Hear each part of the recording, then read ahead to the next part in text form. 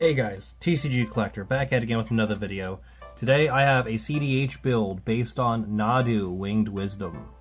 If you like CDH, stay tuned. We'll hop right into it. We're going to start off the deck with our basic lands. We have 9 basic forests. Into our islands, which we have 7 of.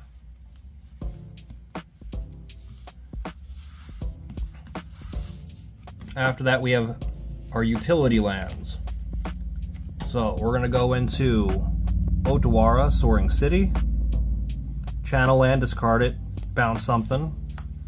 Into our fetch lands, we'd run a few of these. We have Windswept Heath, Misty Rainforest, Verdant Catacombs, Wooded Foothills, Polluted Delta, Scalding Tarn, and Fabled Passage.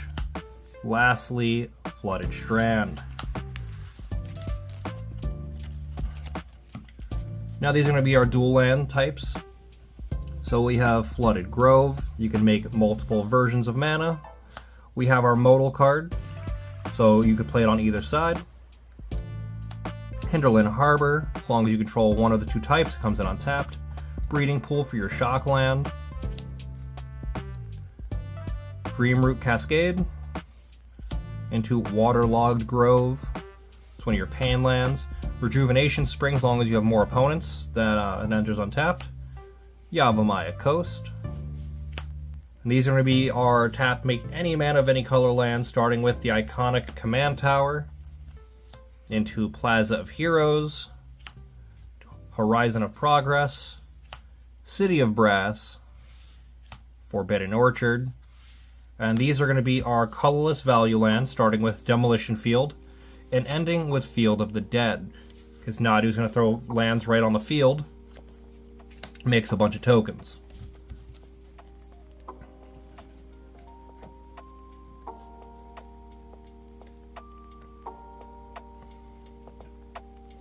Alright, we're going to hop into the main deck now, starting with Worldly Tutor. Going right into Birds of Paradise, into Tyvar's Stand, which this will start drawing you cards with Nadu.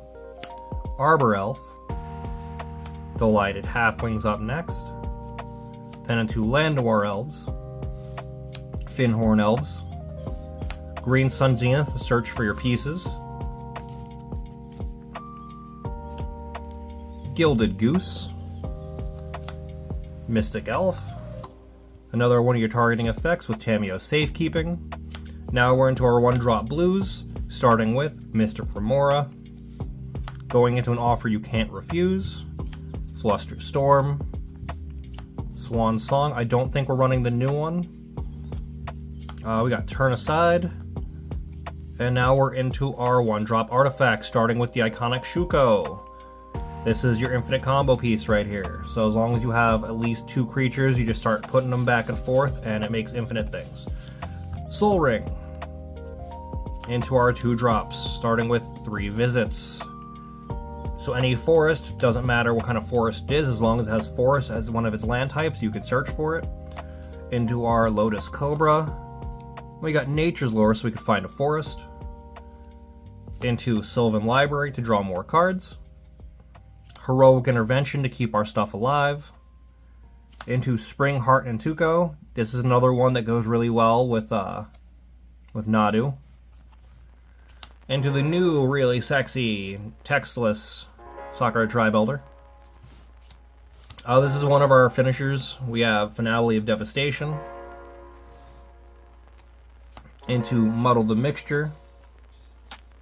Into Resculpt, so we can target something, make a 4/4 instead. Counterspell, Cephalid Illusionist. This mills things when it's targeted, and it can prevent damage dealt to one of your creatures. And we have Fairy Mastermind, lets us draw some cards.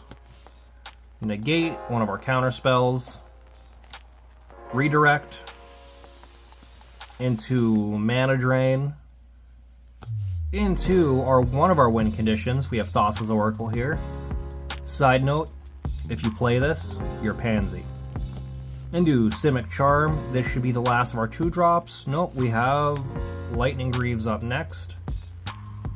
into Swiftfoot Boots. Starting 3 drops, we have Fabricate, lets us search for an artifact. Filter Out, returns things to hand. Frantic Search, draws cards.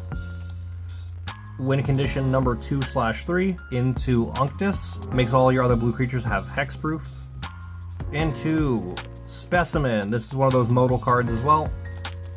So you can play it for the land side, or you can play it for the creature side.